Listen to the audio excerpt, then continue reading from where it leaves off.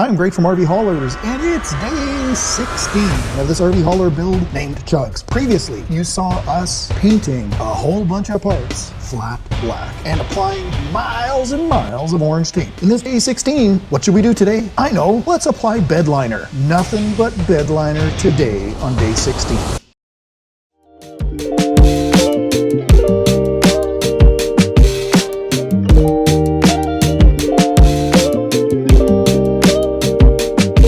This is day 16. I don't have 6 fingers on this hand because I have to hold the camera. I'm Gregg from RV Haulers. Okay, we're doing that different. Thanks, Austin. So this is day 16 of the RV hauler build Chuggs. And that was terrible, but we're going to include this as the introduction to the video anyways. I'm Gregg from RV Haulers, and today we are going to show you guys a whole bunch of painting of parts. The guys are getting suited up. I got to get mine on as well. And these are the parts that are getting sprayed with Bedliner.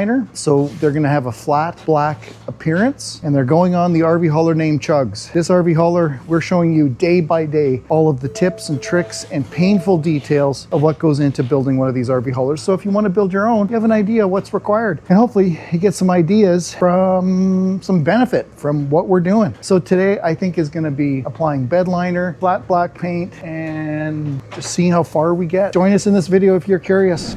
The Bedliner product we're spraying is Raptor, and this is a flat black product. You might have seen in one of our earlier videos, one of the tips and tricks is these things settle out and separate inside the cans really quickly. And if you are going to be doing any amount of Raptor, it really helps to have a paint shaker. This one I picked up on Amazon. It works super good.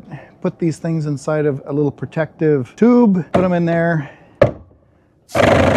give them a shake. It saves your elbows. What's really important is we can't have any shine. We're just doing a final double check, and we can see a couple little shiny spots. So we're touching them up with fresh eyes this morning. Coffee is actually working, I think. Maybe that was the ticket.